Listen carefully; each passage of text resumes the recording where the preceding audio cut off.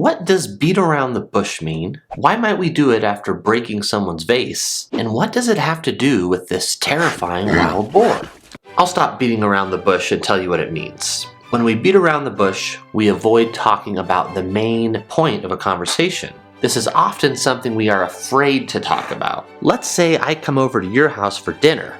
I excuse myself to use the restroom, and while I'm washing my hands, I notice a beautiful vase of flowers on the counter. Carelessly, I knock it to the ground and break the vase. When I come back, I might beat around the bush a little bit. I might say, "Hey, so I like the decorations in your bathroom. The vase is a nice touch. Where'd you get that, by the way? Was it expensive?" At this point, you notice I look nervous. There's something else I want to say, so you reply, "Stop beating around the bush. What happened?" We might also beat around the bush before giving exciting news, especially if we know that you will also be excited about the news. Let's say that I bought you concert tickets to see your favorite band.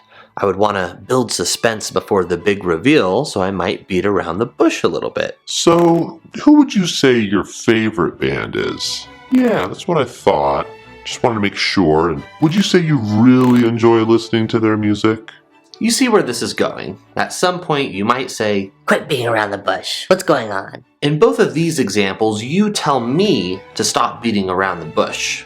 This is probably the most common way we use this term, but we also will tell you that we're not going to beat around the bush before giving some unfortunate news. This helps prepare the listener for the bad news.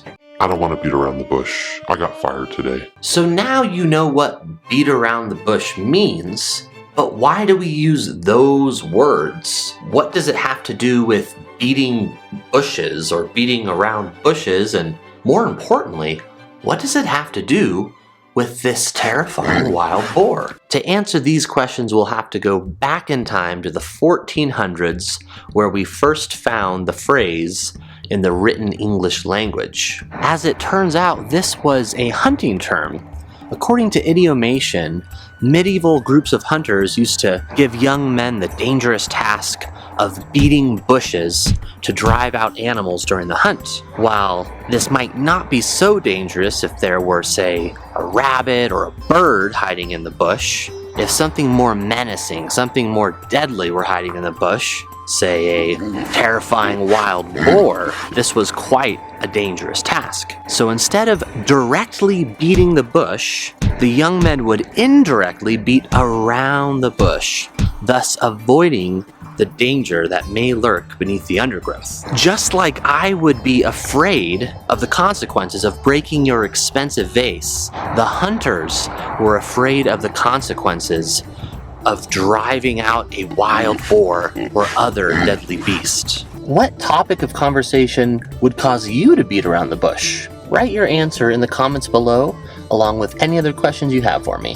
And if you want to learn even more idioms, check out Elise Bruce's book, Idiomation. I'll leave a link for you in the description. Or if you want to learn 10 idioms about love right now, just go ahead and click on this video.